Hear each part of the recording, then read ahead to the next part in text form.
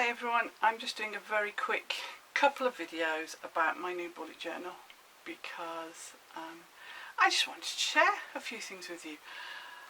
I will be doing a flick through showing you what I have in here, how I use it, how I set it up and so on, but I wanted to do a video first about how I do the covers because I didn't know whether I was going to get on with this disc binding system, so I didn't want to invest £60 or more in the big heavy duty punch that will go through laminated pages.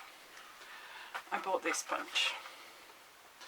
This was less than £30, so half the price of the other ones, and with 120 gram paper, sorry, that's 120 gram paper there, which is fairly thick. That punch will go through 3 sheets at a time, but it will not go through laminate, and this is thick laminate as well. It will not go through that. So I had to find a way to make my covers and my bookmark key page in a way that would still fit in the disc binding system, but when I haven't got a punch that will work. And that's what I want to show you in this first video. But I will talk about this cover because this is not my artwork. I do not want anybody thinking this is my artwork. This came to me in a Scrawler box. Scrawler box is an art subscription company in the UK, and I have one of their boxes every month. In fact, this month's is due soon, I believe. So I'm looking forward to seeing what comes in that. But this is a piece of artwork that came, you get a piece of artwork every month, and it's by an artist called Tessa Harris, who is in Wales, and at the time of creating this piece she was 24, so that's where that artwork comes from. So I want to talk to you about this key and things. This is my original key, which I left lots of space between the items. But then I treated myself to some highlighter pens, and I wanted to include that on my key. So I've made a new one. And I thought, ideal opportunity to show you all how I make these fit. So the first thing is, there's a couple of things I've done differently. Now, whether you can see here, in the original I left the paper underneath with square corners and then rounded the corners on the laminate, and it just does this, it just doesn't look nice. You probably can't see it at a distance, but I can see it here, and it just doesn't look nice. So I've actually rounded the corners on this one before I started. So it's the same on both sides, although on one side it's bunched up this way because obviously I have to make space for the punch. So I'm going to move that out of the way. I'm going to bring the punch in. There is a line on here to line up against.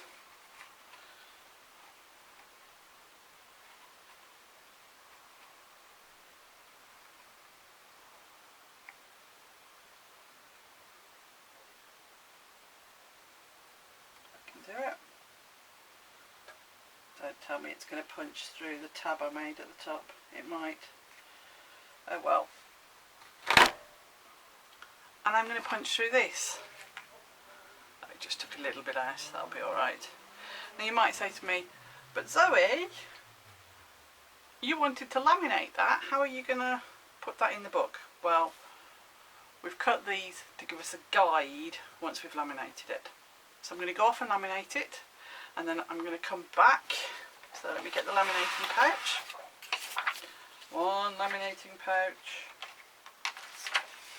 Now obviously this is an A5 sheet, well A5 height, but it's got this tab at the end, so I can't do it that way around.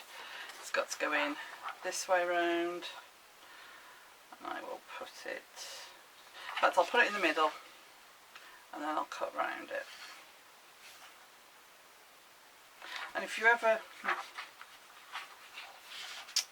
sliding, if ever you do have spare bits of this, once you've done something like this, the spare bits of pressed laminate are great for making homemade stencils. So I'm going to go and laminate that and I'll be back. So here we have, let me put this underneath so you can see. There you go. These corners are still square, so I am going to take my corner rounder and I'm going to round the corners of the laminate as well. Sometimes needs a little bit of a tweak. That one's going to need tidying up, but the others should be alright. There we go. That's the bottom done. Now the top, I'm not sure whether to try and do, let's see, I can follow this in with the scissors and then go straight up, and then I can corner round. No, I can't, because this is too close to this. The corner rounder won't go in. If you had one of the corner chompers, that would work here. So what I'm going to have to do is I'm going to have to go round by hand and try and match that curve. But that's okay. I think I've pretty much got that. Doesn't matter if it's exact, because it's clear. And the only person that's going to see it is me anyway. So I'm going to do the same thing there. I'm going to round that corner. And the only reason I round the ones on this side as well as on this side is because I just don't want them catching anything in the book, and I don't want to catch my fingers on sharp corners and things. So I'll get rid of the bits. That's been corner chomped. But now there is laminate here where the holes were. So what we're going to do is we are going to use those holes in the paper as a guide, and we are going to use a single hole punch, which we can take the back off. See, back comes off, so now I can see what I'm doing through here. And I'm going to line that up, line the top of that curve with the curve in here.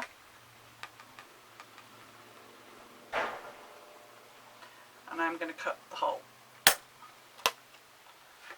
You can now see there's a hole. So I'm going to do that all the way along. And then I'm going to cut the slits as well.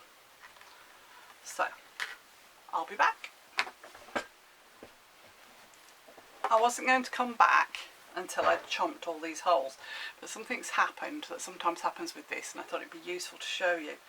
You can see this has got stuck, and you can't see it, but it's because one of the layers of the plastic from the laminate is stuck in here.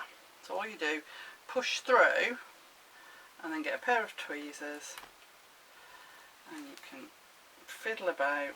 You can pull that out with the tweezers and it will come out eventually. There we go, and then it pops off. So you can see I've done 3. I'll quickly do the rest. So you can see I've done the first hole here. So all these are done, and then we have to cut these slits, and you have 2 options. You can use a blade or you can use scissors. Now I started with the blade, but this is manky, it's got glue on it for some reason. I don't know how the glue got on there, and it needs a fresh blade, and I don't have any up here in my craft room. So rather than run downstairs, I'm going to use scissors.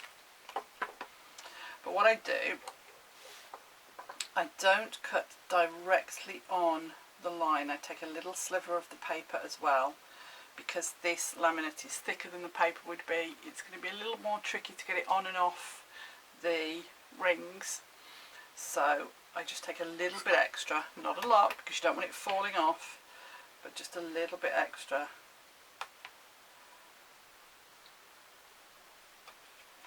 So you probably can't see in here, but there's little bits of the paper come out with that as well. And I'm going to do that all the way along.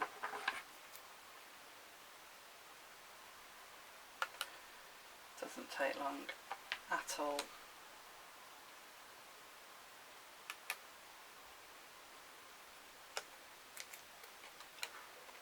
and on an A5 piece you've only got 8 rings. Well, that's A5 that way. You've only got 8 rings, so you haven't got a lot to do.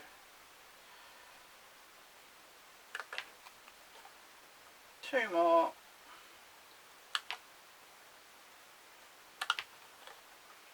So if you haven't already seen my flick through video, that should be up here on YouTube as well. So please, by all means, go and watch the flick through. Or if you are watching this on any of my places that I take classes, because I'm going to share it on there as well, then have a look. I've probably shared the other one on there too. So that's done. And it's ready to go in here. So I'll just show you quickly by clipping it onto the cover.